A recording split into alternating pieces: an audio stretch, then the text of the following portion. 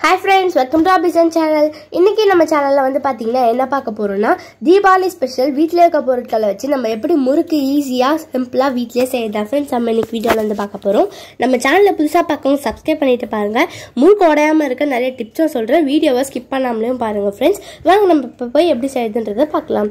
2 kilo அளவுக்கு பச்சை அரிசியை கழுவி வெயில்ல காய வச்சு எடுத்துறோம். 150 கிராம் அளவுக்கு புழுங்கல் அரிசியை நம்ம இந்த மாதிரி லைட்டா வறுத்து எடுத்துக்கலாம்.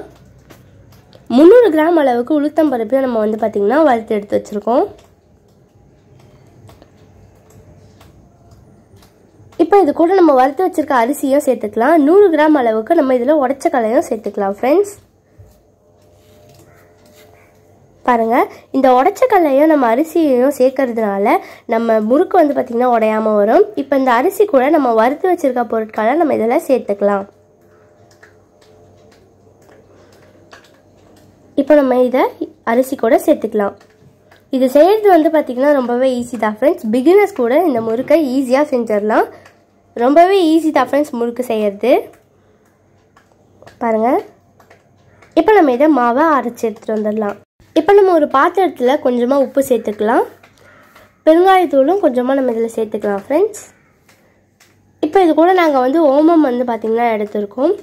இந்த ஓமம்ல நம்ம கொஞ்சமாக தண்ணி ஊற்றி கழுவி எடுத்துக்கலாம். மண் தூசி இருந்தால் வந்துடும் ஃப்ரெண்ட்ஸ், அதுக்காக தான். இப்போ இந்த ஓமத்தை வந்து பார்த்திங்கன்னா நம்ம இது கூட சேர்த்துக்கலாம். உங்களுக்கு வேணும்னா எள்ளும் சேர்த்துக்கலாம் ஃப்ரெண்ட்ஸ். அதில் கொஞ்சமாக தேவையான அளவு கொஞ்சமாக தண்ணி ஊற்றிட்டு நம்ம அரைச்சி வச்சிருக்க மாவை தேவையான அளவு சேர்த்துக்கலாம் ஃப்ரெண்ட்ஸ். 100 கிராம் வெண்ணெயை வந்து பார்த்திங்கன்னா கடாயில் போட்டு நம்ம வந்து உருக்கி எடுத்துக்கலாம். இந்த நம்ம வெண்ணெய் வந்து பார்த்திங்கன்னா மாவு கூட சேர்க்கறதுனால நல்லா சாஃப்டாக மொறுன்னு இருக்கும் முறுக்கு. இப்போ நம்ம வந்து இந்த வெண்ணெயை நம்ம மாவு கூட சேர்த்துக்கலாம். இதை வந்து சப்பாத்தி மாவு பதத்துக்கு நம்ம இதை நல்லா பிசைஞ்சு எடுத்துக்கலாம் ஃப்ரெண்ட்ஸ். பாருங்கள், இந்த அளவுக்கு நல்லா சாஃப்டாக வந்திருக்கு பாருங்கள். இப்போ நம்ம இதில் வந்து பார்த்திங்கன்னா கொஞ்சமாக சீரகம் வந்து சேர்த்துக்கலாம். பாருங்கள், இப்போ நம்ம இதை நல்லா பிசைஞ்சிக்கிட்டு இந்த மாதிரி முறுக்கு பிரியில் குழாயில் கொஞ்சமாக எண்ணெய் தடவிக்கலாம் ஃப்ரெண்ட்ஸ். எண்ணெய் தடவிட்டு மாவை போட்டு நம்ம வந்து பார்த்திங்கன்னா முறுக்கு மாவை பிரிஞ்சு எடுத்துடலாம்.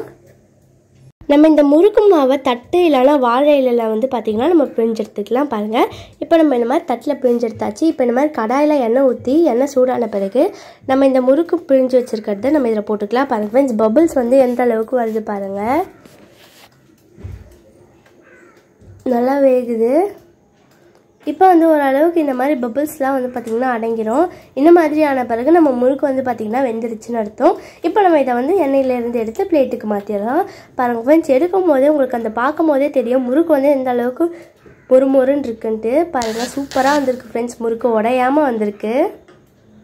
அவ்வளோதான் ஃப்ரெண்ட்ஸ், நம்மளோட தீபாவளி ஸ்பெஷல் முறுக்கை ரெடி பண்ணியாச்சு. இதே மாதிரி நீங்களும் உங்கள் வீட்டில் ட்ரை பண்ணி பார்த்துட்டு எப்படி வந்ததுன்றதை கமெண்ட் பாக்ஸில் கமெண்ட் பண்ணுங்கள். நம்ம சேனலை சப்ஸ்கிரைப் பண்ணுங்கள். Thank you, bye. தேங்க்ஸ் ஃபார் வாட்சிங். பை.